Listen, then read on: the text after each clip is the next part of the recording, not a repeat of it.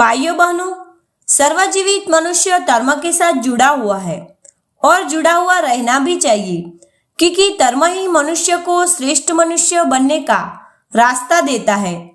भाइयों बहनों, व्रत कथा हिंदी चैनल में आज हम आपको श्रीमद् भगवद गीता का 3रा अध्याय कर्मयोग सुनाएंगे। अर्जुन बोले, हे जनार्दन, यदि आपको कर्म की अपेक्षा ज्ञान श्रेष्ठ मान्य है तो फिर हे केशव, मुझे भयंकर कर्म में क्यों लगाते हैं? आप मिले हुए से वचनों से मेरी बुद्धि को मनोमोहित कर रहे हैं, इसलिए उस एक बात को निश्चित करके कहिए जिससे मैं कल्याण को प्राप्त हो जाऊं। श्री भगवान बोले, हे निष्पाप, इस श्लोक में 2 प्रकार की निष्ठा मेरे द्वारा पहले कही गई है। उनमें से सांख्य योगियों की निष्ठा तो ज्ञान योग से और योगियों की निष्ठा कर्मयोग से होती है।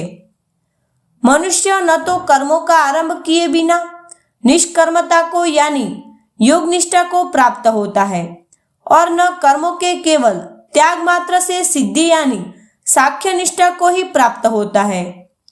निसंदेह कोई भी मनुष्य किसी भी काल में क्षण मात्र भी बिना कर्म किए नहीं रहता, क्योंकि सारा मनुष्य समुदाय प्रकृति जनित गुणों द्वारा परवश हुआ कर्म करने के लिए बाध्य किया जाता है।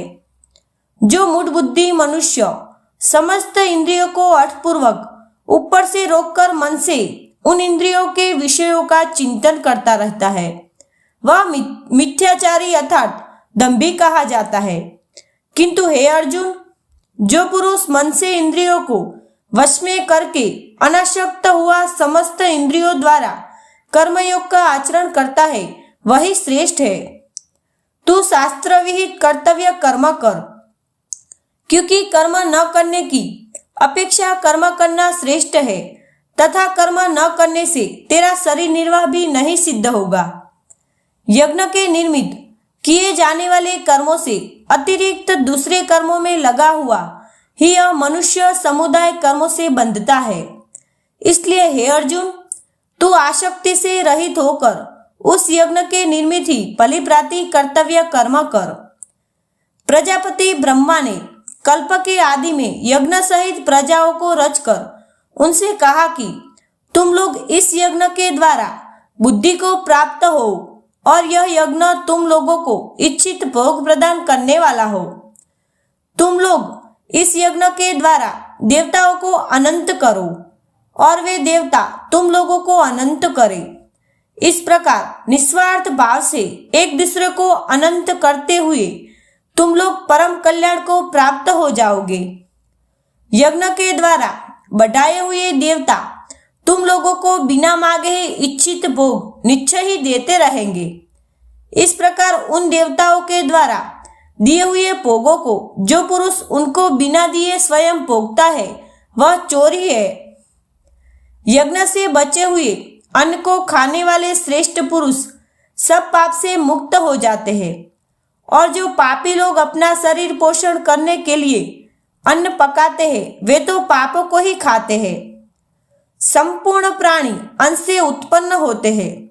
अन्न की उत्पत्ति वृष्टि से होती है, वृष्टि यज्ञ से होती है और यज्ञ विहित कर्मों से उत्पन्न होने वाला है। कर्म समुदाय को तू वेद से उत्पन्न और वेद को अविनाशी परमात्मा से उत्पन्न हुआ जान।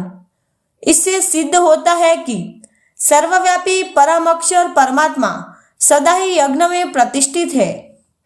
हे पार्थ, जो पुरुष इस श्लोक में इस प्रकार परंपरा से प्रचलित सृष्टि चक्र के अनुकूल नहीं बरसता अर्थात अपने कर्तव्य का पालन नहीं करता, वह इंद्रियों के द्वारा भागों में रमण करने वाला पापायु पुरुष व्यर्थ ही जीता है। परंतु जो मनुष्य आत्मा में ही रमण करने वाला और आत्मा में ही तृप्त तथा आत्मा में ही संतुष्ट हो, उसके लिए कोई कर्तव्य नहीं है। उस महापुरुष का इस विश्व में न तो कर्म करने से कोई प्रयोजन रहता है और न कर्मों के न करने से कोई प्रयोजन रहता है, तथा संपूर्ण प्राणियों में भी उसका किंची मात्र भी स्वार्थ का संबंध नहीं रहता।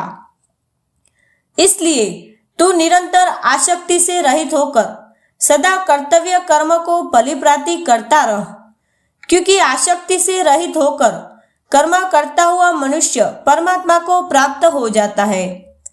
जनकादि ज्ञानी जन भी आसक्ति रहित कर्म द्वारा ही परम सिद्धि को प्राप्त हुए थे। इसलिए तथा लोक संग्रह को देखते हुए भी तू कर्म करने को ही योग्य है, अर्थात तुझे कर्म करना ही उचित है। श्रेष्ठ पुरुष जो जो आचरण करता है, अन्य पुरुष भी वैसा वैसा ही आचरण करते हैं। वह जो कुछ प्रमाण कर देता है, समस्त मनुष्य समुदाय उसी के अनुसार बरतने लग जाता है। हे अर्जुन, मुझे इन तीनों लोकों में न तो कुछ कर्तव्य है और न कोई भी प्राप्त करने योग्य वस्तु अप्राप्त है, तो भी मैं कर्म में ही बरसता हूँ। क्योंकि हे पार्थ, यदि कदाचित मैं सावधान होकर कर्मों में न बरतूं तो बड़ी हानि हो जाए, क्योंकि मनुष्य सब प्रकार से मेरे ही मार्ग का अनुसरण करते हैं।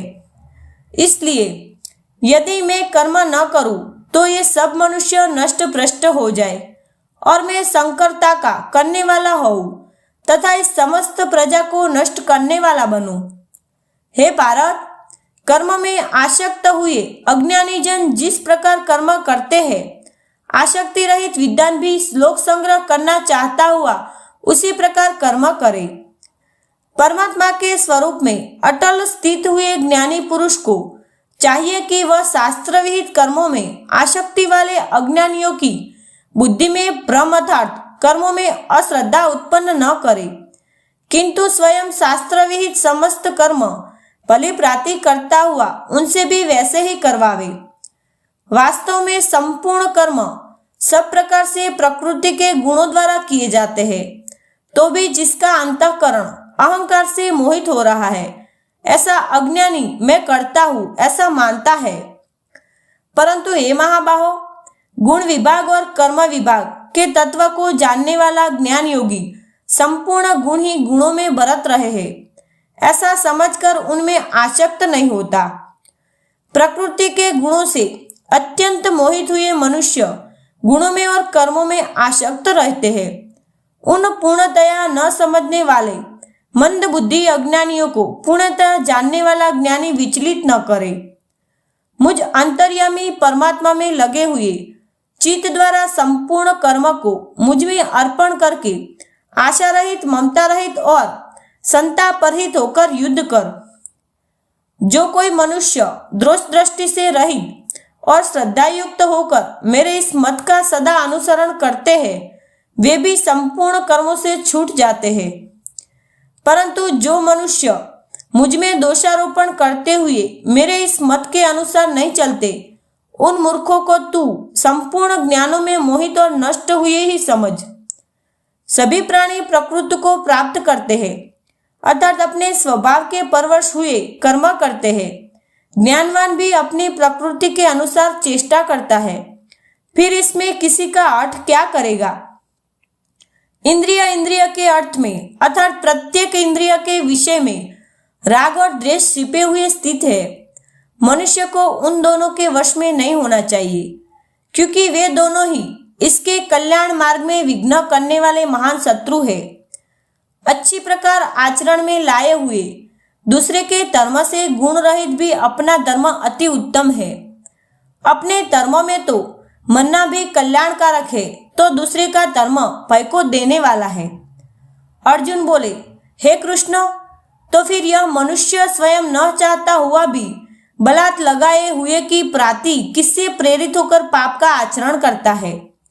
श्री भगवान बोले, रजोगुण से उत्पन्न हुआ यह काम ही क्रोध है। यह बहुत खाने वाला अर्थात भोगों से कभी न उदाने वाला और बड़ा पापी है। इसको ही तू इस विषय में वैरी जान। इस प्रकार धुएं से अग्नि और मैल से दर्पण टका जाता है तथा जिस प्रकार जैर से गर्भ टका रहता है, वैसे ही उस काम के द्वारा यह ज्ञान टका रहता है। और हे अर्जुन, इस अग्नि के समान कभी न पूर्ण होने वाले कामरूपी ज्ञानियों के नित्य वैरी के द्वारा मनुष्य का ज्ञान टका हुआ है। इंद्रिया, मन और बुद्धि ये सब इसके वास स्थान कहे जाते हैं। यह काम इन मन, बुद्धि और इंद्रियों के द्वारा ही ज्ञान को आच्छादित करके जीवात्मा को मोहित करता है। इसलिए हे अर्जुन, तू पहले इंद्रियों को वश में करके इस ज्ञान और विज्ञान का नाश करने वाले महान पापी काम को अवश्य ही बलपूर्वक मार डाल। इंद्रियों को स्थूल शरीर से पर यानी श्रेष्ठ, बलवान और सूक्ष्म कहते हैं। इन इंद्रियों से पर मन है, मन से भी पर बुद्धि है और बुद्धि से भी अत्यंत पर वह है आत्मा है। इस प्रकार बुद्धि से पर अर्थात सूक्ष्म, बलवान और अत्यंत श्रेष्ठ आत्मा को जानकर और बुद्धि के द्वारा मन को वश में करके हे महाबाहो, तू इस कामरूप दुर्जन्य शत्रु को मार डाल। मित्रों, वडिलों, आज हमने श्रीमद् भगवद गीता का 3रा अध्याय कर्मयोग सुना। आगे का अध्याय सुनने के लिए नीचे डिस्क्रिप्शन में लिंक दी गई है। भाइयों बहनों, ये अध्याय आप और करके वडिल को जरूर सुनाना, क्योंकि गीता पाठ करना अपने धर्म में बड़ा महात्म्य है। वीडियो अच्छा लगे तो लाइक, शेयर और सब्सक्राइब जरूर करना। ये वीडियो दूसरे ग्रुप में जरूर शेयर करना, जिससे दूसरे को भी इस कथा का लाभ मिले। जय श्री कृष्णा, जय देवकी नंदन।